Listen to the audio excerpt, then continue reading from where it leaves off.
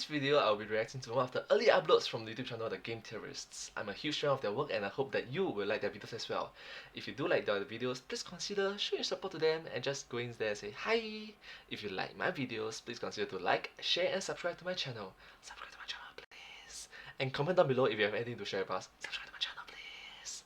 Yeah, having said that and done, let's watch the video.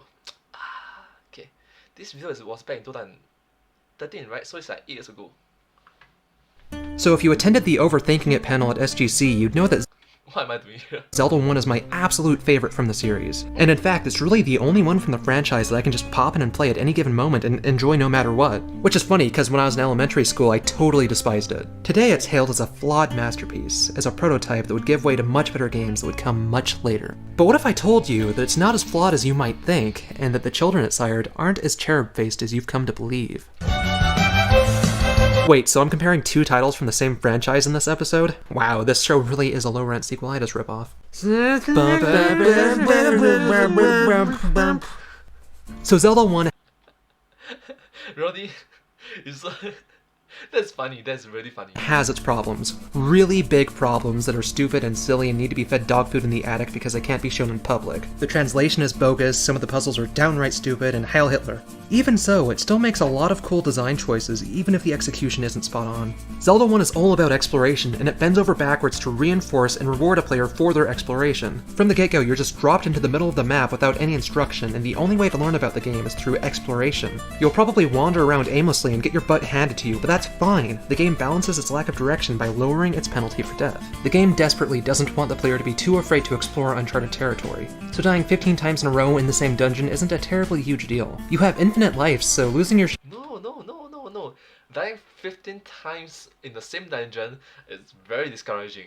That's why I agree with a lot of people saying that this game is flawed. Build to a like is actually more frustrating than dying is. Every Zelda game since has pretty much taken this concept as a given. Well, except for Zelda 2. I want to like you, but you're so stupid. Hey, I like Zelda 2. No, you're just stupid. Now, a bunch of designers argue that if you're going to demand a player to explore, it's usually not a bad idea to periodically reward the player with cool discoveries. You want to get the player saying to themselves, good things happen when I explore, so I want to explore more. Zelda 1 nails this with the amount of secrets it packs into its overworld. Believe it or not, on average, over 1/3 of the 128 overworld screens in this game hides an optional secret. That's ridiculous for an 8-bit title. Now, most players will never find most of those, but there's just so many out there that they are bound to find a few, which will make them want to look for more.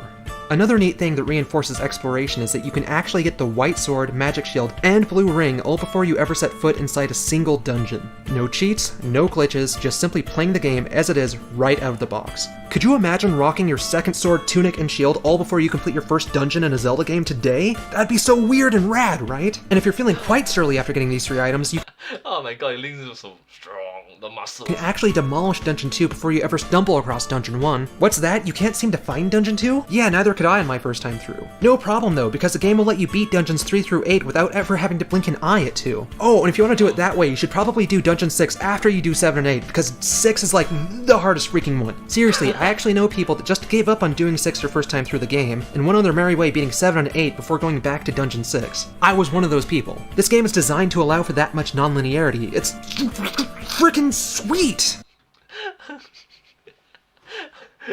I really like that Ronnie put into his character into it, and it's very funny. And it's in an 8-bit title!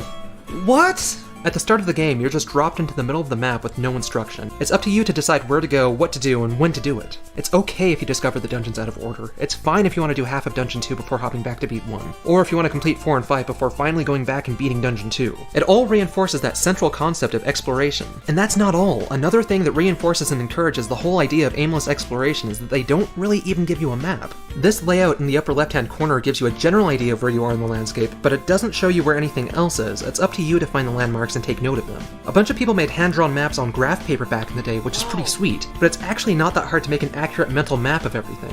Hyrule might seem like a super big and scary place at first, but after some hearty adventuring and this little icon giving you a general idea of where you are, it won't be long before you begin to intuit the bigger picture and get a sense of where you have and haven't been. You simply get better at navigating the game as you play it. What a novel concept! And it's actually kind of fun to go from being a scared little guy with a wooden sword who knows absolutely nothing about the world map, to being a raft-riding, boomerang-throwing, periwinkle tunic-wearing adventurer, able to navigate your way across all corners of the globe like a total stud muffin. Yeah, I can find my way through the Lost Woods. That's a turn on, right? Yeah, you like that? While Zelda 1 did everything in its power from the get-go to let the player know that it's okay to just explore and do things out of order, A Link to the Past takes a much different tack. From the start, it plays and appears incredibly linear, and you're not allowed to really explore much of the overworld until you rescue Zelda from the dungeon. After which point your map, I forgot to mention, this game also gives you a pretty large detailed Mode 7 map, so no need for you to explore and create your own mental one, because this game's got that covered. Anyway, so Wow, that's a lot of monologue in the breath. after you rescue Zelda, your map is marked with all the places that you need to go. You're supposed to talk to this old hag in the village, so X marks the spot. You're supposed to talk to this old fop in a cave, so X marks the spot. You're supposed to get these pendants from the bosses of the first 3 dungeons, so let's just mark their exact location with 3 large Mode 7 pendant icons on your large Mode 7 map. Hey, but they're all marked on my map at the same time. Maybe that means I can enter and complete them out of order. No, not really. I mean, you can do like 75% of a dungeon and get the treasure and then exit it, but once you're already that far into a large multi-tiered dungeon, it's not all that advantageous to exit unless you're restocking potions.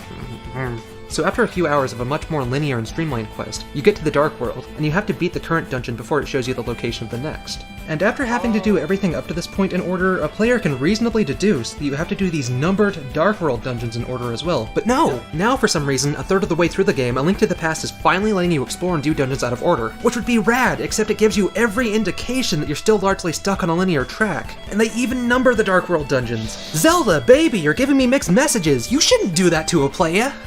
Yeah. Don't speak in Ebonics ever again.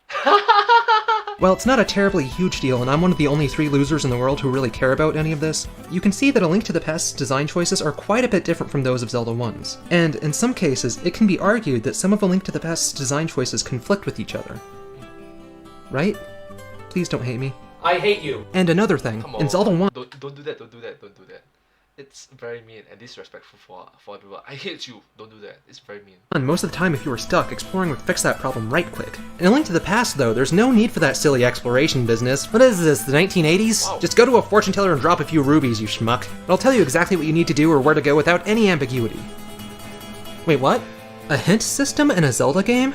That solves a bunch of the puzzles for you?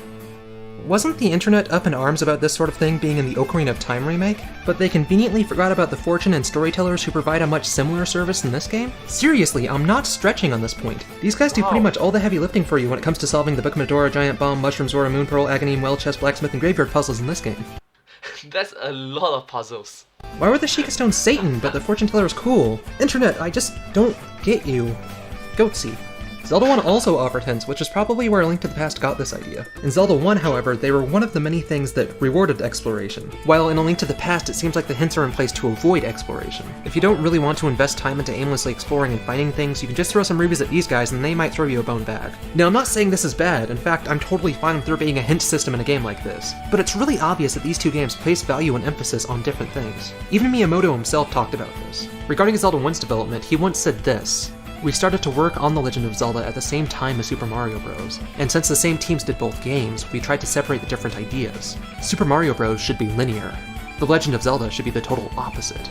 But you can see that the design philosophy of the series had drastically shifted as early as 1992. When being interviewed about A Link to the Past, Miyamoto said, "We've actually tried to make it as easy as possible. The way the game is structured, you can't take alternative routes to finish the game. If mainstream games players could cope with less linear adventures though, we might have made it a lot harder." The Zelda series went from being opaque, open world, and cryptic to being very accessible, linear, and streamlined. A Link to the Past takes a very start to finish approach, while Zelda 1 is more like you're in the center working your way outward. They employ 2 different design philosophies, and one is not inherently superior to the other. But much like Zelda 1, A Link to the Past seems a little bit confused at times. A Link to the Past rewards exploration, but it also rewards not exploration. It's linear for a while until it's not, and it doesn't tell you when. It's like mixed messages. It's like confused here, confused there. I'm not too sure if you want me to do this. I'm not sure if you want me to do that. You can explore, but a lot of the cool landmarks are kind of given away because map. A Link to the Past is a freaking masterpiece! You have no idea what you're talking about! I'm not saying you're not allowed to like Link to the Past, and I'm not saying A Link to the Past is terrible. It does a lot of cool things, it's just a few of these cool things arguably conflict with each other. And I'm not saying A Link to the Past should be more like Zelda 1, that'd actually be stupid. Most people hate Zelda 1. And I can't blame them. Zelda 1 is really stupid at times, but I still love it. What I'm saying is, Zelda 1 perhaps gets a little bit too much flack sometimes, and A Link to the Past isn't scrutinized as much as it perhaps should be. It has flaws! It's true! While we've seen Nintendo take Link to the Past design ideas to all sorts of different places, even into the 3D realm, a lot of Zelda 1's ideas have really fallen by the wayside. In some ways, Link's Awakening is actually the closest we've gotten to a true successor to the first game. What with its different map system that kept everything hidden until after you'd explored that screen, the way it innovated and improved these side-scrolling segments with puzzles and rudimentary platforming, the fact that it had these 26 seashells all over the world map that incentivized exploration in much the same way that the secrets in the first game did. It also put its own spin on Zelda 1's stopwatch power-up, with these temporary attack and defense boosts that enemies drop. Oh, and it also kept in the whole thing where you can pick up dropped items and rubies with your sword, like in the first game.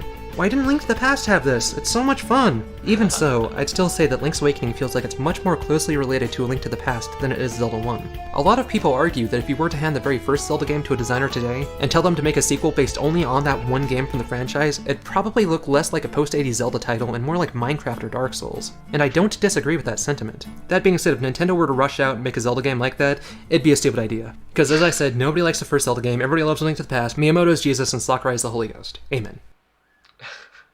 Hey guys, Wow! You just created a religion out of that. Ronnie Edwards here. My ostriches are having babies! Okay.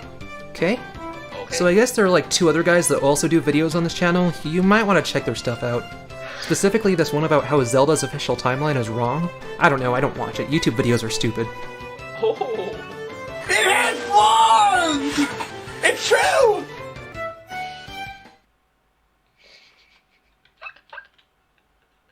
Man!